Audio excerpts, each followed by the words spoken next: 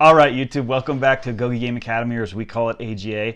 Today we're talking about a really awesome game. Well, awesome for some of us. Camel Up. I always want to call it Camel Cup, so if I do throughout the video, forgive me. I don't know why. That's just what we called it when we first got it. We didn't realize it was Camel Up. So anyway, it's Camel Cup. Nope. Camel Up. See, I did it again. Camel Up. Okay, so before we get too deep into the review on Camel Up, we did want to mention, a few weeks ago we did a review, or we did a game night really, of all the last 10 board games of the year, where we kind of did a competition and we pitted them against each other and gave our thoughts on which ones we liked, which ones we didn't really like as much when you compared them to all kind of the best games out there, at least the last decade's worth of games. And so check that out above. We're going to link it here, and let's get back to our video. Camel Up won Game of the Year in 2014, and it's actually a big year that year because we just looked it up. It beat out Concept, which is a game he likes more than Camel Up, but we'll talk about that later. And it beat out Splendor, which is a game I like probably a little bit more than Camel Cup. Camel Up. But it's a very good game. It's by Z-Man Games, so if you ever never looked up Z-Man Games, they actually make a lot of really good games. Camel Up's one of them. So let's get into it. This is a game that's really for, what does it say, 2 to 8 players. And quite honestly, I think it plays really well with even up to 8 players. It plays quickly. There's not a lot to do in a specific turn, and whether you have 2 or 8.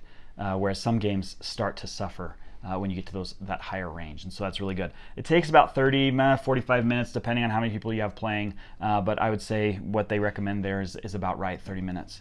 And as far as setup and cleanup goes, I would say it's pretty quick, a couple of minutes. It is more than some other games because there's a lot of tiles and pieces you have to put out, but nothing cumbersome. It's pretty fast. Let's talk about difficulty. What do you think? As far as learning this game, how hard do you think it is? It's not too difficult.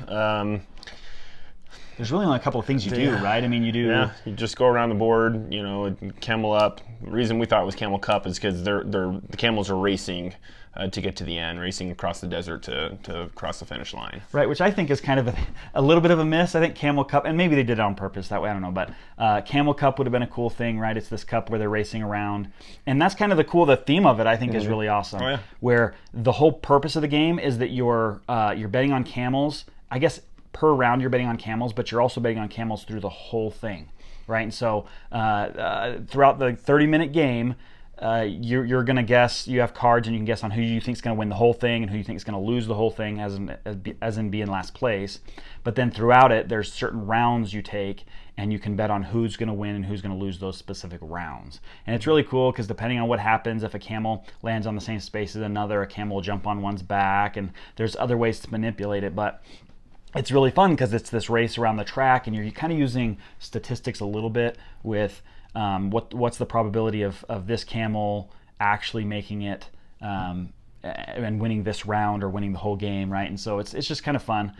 There is some luck to it, obviously, and I don't know if that's what you don't like about it, but there's dice associated with each camel, and one gets rolled at a time, and so depending on what the dice rolls, that's how the camel goes, and so there is some luck to it, like any game. But and then everyone's betting on that camel. But the overall point of the game is to bet on as many camels as you think are going to win that round, and then eventually the game, and you get different amounts of points and money according to the camel that wins. Yeah, exactly. That's probably something I should have mentioned there at the beginning, is that the whole way that you win is by having the most money at the end when one of the camels crosses the finish line, and you earn points by betting on camels, which one you think is going to win the round, and if he does win the round, then you get certain points, and whoever gets in second gets certain points, and then you get points from whoever wins the whole game or loses the whole game, and then you can put tiles down that if a camel lands on it, you get points. So there's lots of ways to earn points, and there's lots of strategies you can take in the game. And that's probably why we like it. And then it just seems like, I don't know, it's just a more relaxed game. There's some very competitive games, and of course, like any game, this one can get competitive. But it's kind of more relaxed. It's fun. Like, oh, what do I think? Oh, I'm gonna take the long shot and go for the orange camel on this round and see what happens, right? And so I really like that about this game, and maybe that's what makes it fun and makes it replayable. And we like to talk about each of those sections. I think that's what makes it replayable, is that every round ends differently because dice are rolled in different orders, and people take long shots on certain camels and different things like that. And so it's really fun that way. Whereas a lot of other games, there's a lot more strategy, although there's tons here. There's a lot more strategy, and so there's a lot more thinking that has to go into it. And though that applies to this, it's also just kind of saying, hey, what do I think? Let's just go for this one. Let's roll the dice, literally. And as far as replayability, though, itself, I don't know. It's a really replayable game. I don't know that I reached for this one the first time when we're having a game night, but I do reach for it quite a bit. If you were to say what's replayable about the game, what would you say? It's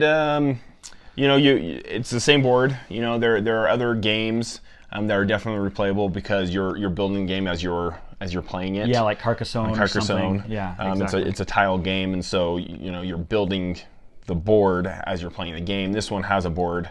You're not building it. You're going around the same sequence. However, because it depends on the roll of the dice. It's going to be different every time. It's never going to be the same. And I think people start to get daring and just playful in the game, and so they start. I'm gonna put this tile down when they normally wouldn't, and that changes the whole way the game plays. And so it's definitely replayable. The way everything they've built it out is really good.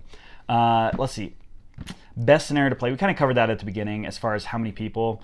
I think you can go up to 8. And quite honestly, you could have teams of people, so you could have more than 8. It's just really limited to how many people can get around the board. I don't know. I probably would never play it with 2 or 3, mainly because it's just more fun to have more people and more opinions and more choices happening. But you theoretically could, and it would be just fine. Oh, yeah. So let's talk about it. 1 or 2 unique aspects. We may have talked about some of those already.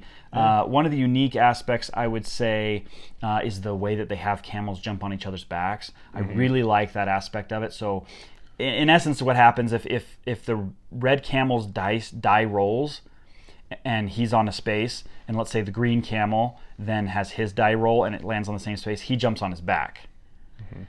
And then let's say in that same scenario, if the orange camel hasn't gone yet and the green camel jumps on his back and then the orange camel goes, then the green camel goes with him. And so it's just kind of a cool, unique way that the game plays where the camels interact with each other, and depending on who's on top of who, he goes with the other ones. And so I don't know. What do you think? Yeah, games like Sorry, it just skips it. Or Candyland, it goes. If it's on the same piece or it's the same placement. They just go next to each other, and so this one, goes right on top, and then if the bottom one moves, they all move with it, and so yeah, that's definitely unique. Another aspect, and it's probably more aesthetics, but something I like. The container that you roll the dice in is a pyramid, which is kind of goes with the whole theme of camels in the desert, right? And so that's definitely a unique aspect. Is this pyramid that you use to roll the dice. Yeah, I think they nailed that part of it. I think it's really good. Cost, I don't know. We'll put it up there in B-roll. I think it's about $40 or something. Yeah. We'll put the Amazon price or Walmart or whatever. Really quite worth it if you're asking me. I think it's worth buying. It's worth doing if you like to play games a lot and if you kind of like lighthearted yet competitive games. Give it one reason to buy it. I know we didn't talk about it, but he doesn't. This isn't his favorite game. Every time we try to get it out, he's like, let's do a different one. But that doesn't mean he doesn't like it. He just doesn't like it as much as some others, and so we tend to play other ones. There's just not as much strategy. One reason why they should buy it, what is it? One reason to buy it, honestly, it's just a fun little game to play. It doesn't take much time. Not a lot of setup in it. And it's a fun game to just play with your family on Christmas morning. We're big Christmas Eve game players, and so this one we get out and we play on Christmas Eve morning, and so it's just there's not a lot to it. It's easy to learn, and it's a quick game to play. Yeah, I would echo that, and I would also say if I was going to give you one reason, it would probably be the actual mechanics, what you do in the game, are really well thought out and really, really good. And the theme, those all work together really well just to make a fun game. It's just, like you said, it's just fun. And so that would be the one reason to buy. Anyway, those are our thoughts and opinions on Camel Up, not Camel Cup, on Camel Up. Hopefully we've earned your subscription today. If not, hopefully at least a like. Comment in the comment section down below what you think of the game, what your opinion is, what your experience is with it. And we will see you next time.